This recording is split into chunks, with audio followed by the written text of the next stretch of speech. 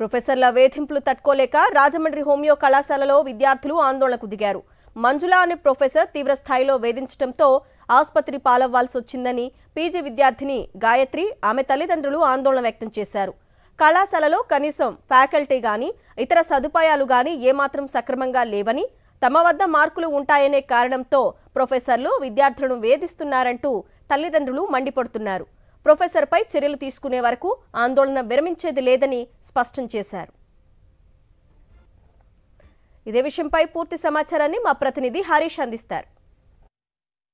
రాజమండ్రి అల్లు రామలింగ ప్రభుత్వ హోమియో కళాశాలలో విద్యార్థులు ఆందోళన దిగారు. ప్రధానంగా ఇద్దరు హెచ్ఓడీల మధ్య జరుగుతున్న గొడవ విద్యార్థుల మీద దాని ప్రభావం పడుతుంది. దీనికి సంబంధించి విద్యార్థులు కూడా తీవ్ర ఇబ్బందులకు గురయ్యే పరిస్థితి. ఒకవైపు వారి చేతిలో మార్కులు పేపర్లు ఉండటం, దాంతో ఏం చేయలేని పరిస్థితిలో తీవ్ర ఆందోళనకు గురై ఆసుపత్రి పాలయ్యే పరిస్థితి కూడా కనిపిస్తుంది. దాంతో విద్యార్థులు తల్లిదండ్రులు కూడా ఆసుపత్రి వైద్య కళాశాల ప్రాంగణంలోనే ఆందోళన దిగిన పరిస్థితి. నమ్మ చెప్పండి, అసలు ఏం జరిగింది, ఎందుకు మీరు ఆందోళన దిగాల్సి వచ్చింది, ముఖ్యంగా ఆసుపత్రి పాలవలసిన అవసరం వచ్చింది? ఇప్పుడు నేను అనేది కన్సర్న్ గా నేనే ఎందుకు టార్గెట్ అవ్వాల్సి వచ్చిందంటే, ముందుగా ఇప్పుడు ఎవరైతే హెచ్ఓడితో ఇవిడికి ప్రాబ్లం ఉందో ఆయన గైడ్ స్టూడెంట్ నేనే. ఆయన డిపార్ట్మెంట్ లో నేను అలాటెడ్ పీజీని, ఆయన గైడ్ స్టూడెంట్ ని నేను.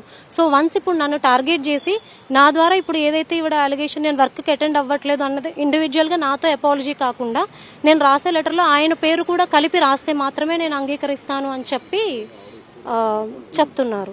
ఇప్పుడు మీ ఒక్కరి మీదైనా ఈ పరిస్థితి, మిగతా వాళ్ళ పరిస్థితి కూడా ఇంతేనా, ఇలానే ఉందా? గత సంవత్సరం 2 సంవత్సరాలుగా ఉంటున్న ప్రతి ఒక్క ఇక్కడ పనిచేస్తున్న ప్రతి ఒక్క పీజీ స్టూడెంట్ ఇవే ఎదుర్కొంటున్నారండి. నన్ను కూడా గత 4-5 రోజుల నుంచి వేధింపులకు గురి చేస్తున్నా కూడా నిన్న ఎక్కువగా ఆవిడేంటి అంటే కళాశాల ప్రాంగణం మధ్యలో నన్ను నిల్చోబెట్టి, నీ వెనకన ఎవరున్నారని నీ ధైర్యం, నువ్వు ఇంత ధైర్యంగా ఎలా ఉంటున్నావు, నువ్వు గానీ ఈవినింగ్ లోగా నాకు ఆయన పేరు మీద ఒక లెటర్ తెచ్చి నువ్వు సబ్మిట్ చేయకపోతే నేనేం చేయగలను, నువ్వు చూస్తావు అని చెప్పి నన్ను బెదిరించడం వల్ల నేను ఆ స్ట్రెస్ అంతటికి తట్టుకోలేక కొలాప్స్ అవడం జరిగింది. వెంటనే మా సీనియర్స్ అందరూ కలిపి నన్ను వేరే ప్రైవేట్ హాస్పిటల్లో తీసుకెళ్లి అడ్మిట్ చేశారు. ఇష్యూ ఇంతవరకు వచ్చింది కాబట్టి ఇష్యూ బయటకు వస్తుంది. దేనికి రావాల్సి వచ్చింది హాస్పిటల్? ఇటువంటి కళాశాలలో ఈ రకమైన పరిస్థితి నెలకొనని ముందే తెలుసా? ఈ విషయం చాలా సార్లు పాప ఈ డిపార్ట్మెంట్ కి వచ్చిన నుండి పాప చాలా సార్లు ఫోన్ చేసి చెప్తుంది సార్. నాకు కూడా చెప్తుంది, మా సిస్టర్ కూడా మా పాప రెగ్యులర్ గా ఫోన్ చేసి చెప్తుంది. ఆ మేడం పర్టికులర్ గా ఈ వీళ్ళనే టార్గెట్ చేయడము, లేకపోతే బెదిరిస్తున్నదని చెప్పడము, లంచ్ టైంలో లంచ్ కి ఇవిడికి పంపించకపోవడం, సాయంత్రం 4 వరకు కాలేజ్ అయిపోతే సాయంత్రం 5:30 వరకు ఉంచడము. నెక్స్ట్ వాళ్ళ హెచ్ఓడితో నువ్వు అక్కడ ఏం మాట్లాడావు, మీ ఇద్దరు రూమ్ లో ఇద్దరు ఉండి పర్సనల్ గా ఏం మాట్లాడుకున్నారు, ఆన్ పేపర్ పెట్టి నువ్వు సైన్ చేయాలి, ఆయన సైన్ చేయాలి, మీ ఇద్దరికి వ్యక్తిగతంగా ఏమైనా ఉన్నాయి అని చెప్పుతుండడం వల్ల పాప మొత్తం మీద ఒకసారి కొలాప్స్ అయిపోయి నేను పడిపోయిందని ఫోన్ వస్తే నైట్ వచ్చాను సార్. పాప పరిస్థితి కూడా క్రిటికల్ గా ఉంది. డాక్టర్ కూడా చెప్తున్నారు మీరు 2 days ఉండాలి అంటే ఇక్కడ మనం తీసుకురాలని చెప్పాను సార్. ఇప్పుడు ఒకవేళ జస్టిస్ గా జరగకపోతే నేను నా మిస్సెస్ ఇక్కడ సూసైడ్ చేసుకుంటూ కూడా ప్రిపేర్ అయ్యి ఉన్నాం. ఆల్రెడీ మా అందరికీ ఇంటిమేషన్ మా రిలేటివ్స్ కి అందరికి ఇచ్చాను సార్.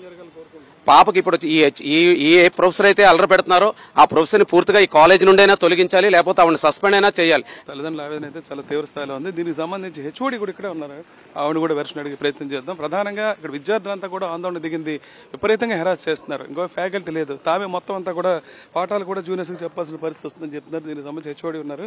హెచ్ఓడిని కూడా అసలు ఏం జరుగుతుంది, ఎందుకు ఆందోళన దిగారు విషయం తెలుసుకుందాం. మేడం మంజుల మేడం, మీరు అసలు ఏం జరిగింది మేడం? అసలు ఇప్పుడు విద్యార్థులు ఇక్కడ వచ్చి తల్లిదండ్రులతో సహా ఆందోళన, ఆఖరి దేనికైనా సరే. సార్ గాయత్రి ముగ్గురు ఉన్నారు సార్ నాకు ఈ డిపార్ట్మెంట్ లో పోస్టెడ్ ఈ మంత్. సో వాళ్ళ ముగ్గురు ఉన్నారు అక్కడ. నేను వాళ్ళ ముగ్గురిని కలిపి అన్నాను, అమ్మ మీకు క్లాస్ ఇచ్చినప్పుడు మీరు చూడాలి కదమ్మా, మీరు చూడకపోతే అని. తనకి ఇంకేదో పని ఉండి తన డిపార్ట్మెంట్కి వెళ్ళింది. ఒక మాట ముందు రోజు కూడా చెప్పాను, నాకు ఒక మాట చెప్పెళ్ళమ్మా, నేను ఇంకొకరికి ఎవరికన్నా అసైన్ చేస్తాను నీకు ఏదన్నా వర్క్ ఉంటే. మరుసటి రోజు కూడా తను చెప్పలేదు. అదే నాకు పేపర్ మీద రాసి అమ్మా నువ్వు ఆ టైంకి ఎందుకు అటెండ్ అవ్వలేకపోయావు, నేను అసైన్ చేసి. నాకు కూడా చాలా బాధాకరంగా ఉంది. అసలు ఏం మిస్కమ్యూనికేషన్ అయిందో నాకు కూడా తెలియదు సార్. చాలా బాధగా ఉంది నాకు ఆ మాటలు. బట్ నా సైడ్ నుంచి అయితే మాత్రం ఏం మిస్టేక్ లేదు సార్. నేను ఒక ప్రొఫెసర్గా ఆ టైంకి తను అటెండ్ అవ్వాల్సిన వర్క్ అటెండ్ అవ్వలేదన్న పాయింట్ మాత్రమే మాట్లాడాను నేను. అదే పేపర్ మీద రాసివ్వమ్మా నాకు అన్నాను.